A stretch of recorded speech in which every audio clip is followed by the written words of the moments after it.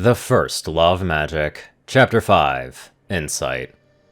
Rainbow Dash peered into the bathroom mirror, staring intently into her own slitted eyes. Her confidence wavered as her mind summoned scenes of failure and disgrace, ranging from the probable to the incredibly unlikely. She shook her head when her mind went down a particularly insane road, imagining her getting chewed out and fired for chewing gum that one time over a month ago. You can do this, Rainbow Dash. The sergeant asked for you by name. All you gotta do is go up there and look professional. You haven't screwed up too badly recently, so it's probably good, right? The Thestral wilted, her bat-like wings tucking into her sides.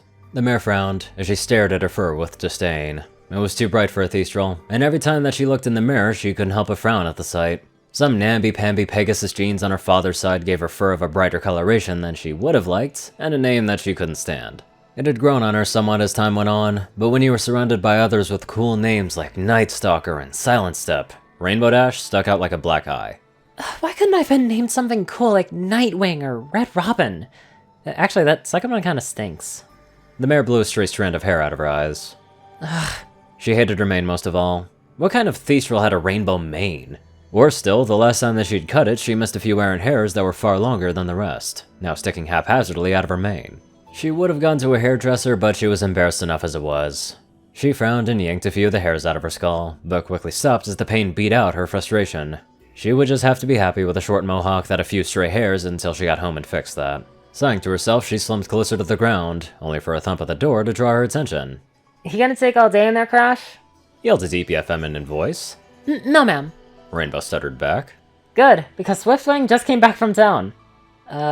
So? It's Thursday, Crash.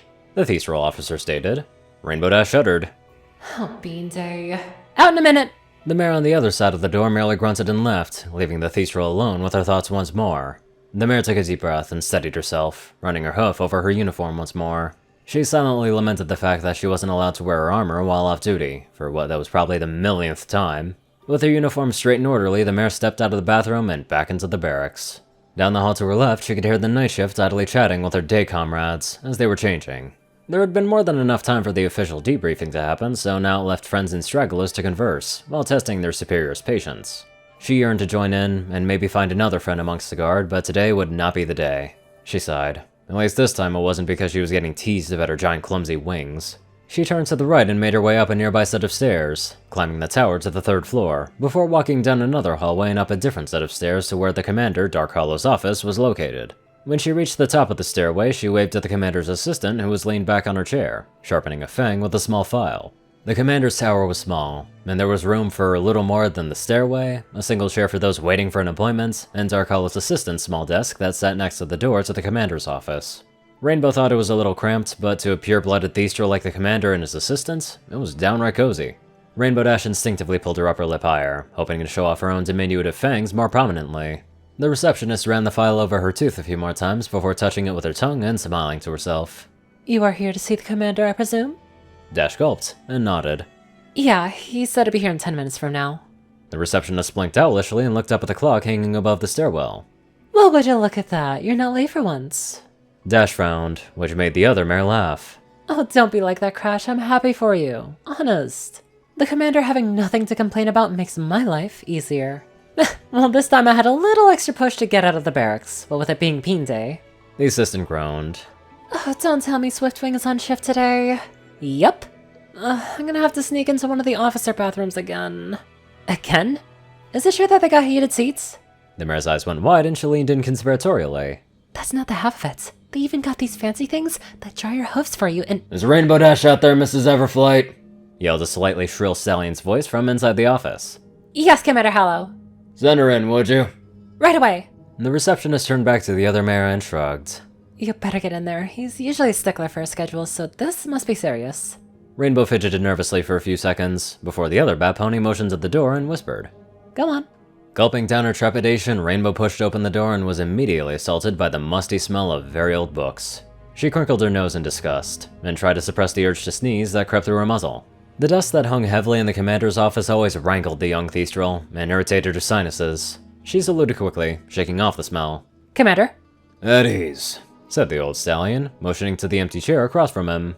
A large, easy smile spread across his face, showing off the prominent set of fangs. Take a seat, please. We have a lot to talk about. The old stallion was a shining example of a pure-blood Thistral, and even in his advanced stage, his mane and tail were still a stark black. Only his deep gray coat had become lighter somewhat as the years had gone by. Even his eyes and size were the epitome of the Thistral bloodline.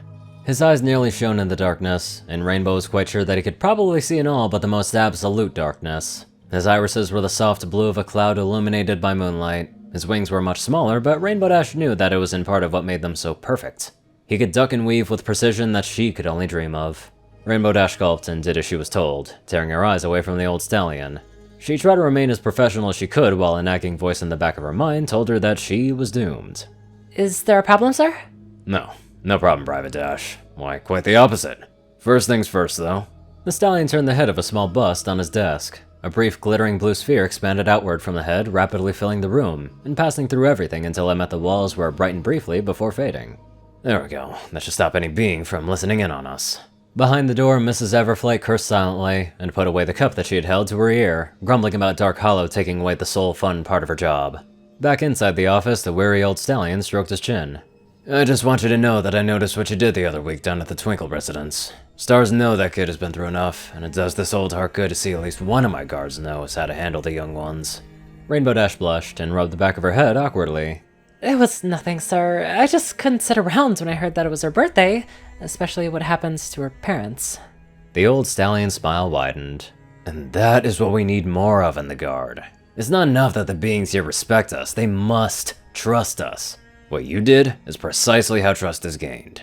The young Thestral's blush deepened, and she looked away from the stallion, withering under the unusual amount of praise. Which is also why I'm choosing you for a special mission. The mare blinked, the blush gone in an instant. You know Fluttershy from your full hood, correct? Yeah? Good. The stallion stood and began a pace between the large bookcases that lined either side of his office, while looking out the window directly behind his desk. His eyes scanned over the town below idly. Would you beat here and pack my pipe for me? I'm afraid my old hooves are having trouble with that nowadays. Yes, sir. Top drawer on the left. Thank you, young one. Getting old is the best reward for an old stallion, but the worst curse for a young colt. He laughed bitterly as he looked out of the window. Rainbow quickly opened the drawer and did her best to ignore all the other cool stuff in there. She rummaged through the contents, avoiding the several medals the commander had won and a ceremonial dagger left without a sheath in the desk. Pulling out the pipe case, she quickly got to work, packing the ornate petrified mushroom pipe with some of the sweetest tobacco she had ever smelled. Which was one reason that she didn't mind doing this for the old commander, as at least he had a good taste. Now, I know I said special mission, but I don't want to get your hopes up. This is going to be little more than a bit of glorified snooping. Snipping, sir? The stallion grunted and turned back to the mare. Have you heard of the newest arrival in town? The mare shook her head. Figured you wouldn't. She just came through town yesterday evening and left just about as quickly as she came, heading back out into the Everfree. She, sir? The mare finished packing the pipe. She closed the wooden pipe box and handed the pipe over. Ah, thank you. And yes, her. Seems like Ponyville is playing host to a unicorn. Private Dash. Do you know what that means? The young Thestral blanched and shook her head. Seemed as much. You younger ones never study history. My pops always said, every stupid thing that could ever be done has been done. Then he'd give me a new history book to read. The stallion laughed at the memory, despite the fact that he had told the same story an innumerable amount of times already. Anyway, what that means is either she's a visitor from the Far East, or she's from Sunrock. The mare gasped. Is she a solar spy? The stallion lit the pipe with a match and let the nervous mare stew in her anxiety while he gently pulled on the pipe and exhaled slowly. We don't know, which is where you come in, as that is something that we need to know. She was last seen in the company of your old friend, so start your search there, Private Dash. The young Thestral nodded eagerly. You can count on me, sir. Good. I want you to watch her. Keep your distance at first, but if she seems like she's doing something spyish, then call for backup before going in. I don't want one of my rising stars going missing just because she thought she could handle it all by herself. Understood? The mare's face lit up at that comment, and she nodded quickly. You will answer only to me for as long as she's in the Everfree. Reports are to be expected to be on my desk every other day. Oh, and before I forget... Dark Hollow opened another drawer and placed a small bangle on the desk. A thin, dark gray metal ring with a raised section in the center. A stylized fruit-bearing vine was wrapped around it with a large berry on the raised section. You are gonna need that. It was a gift from an uncle of mine that had done some exploring in the deep wood. Should make you not need to eat or sleep while you wear it, but when you take it off, make sure you are in bed, because you'll pass out immediately. The stallion pushed it closer to the mare and smiled. Try it on.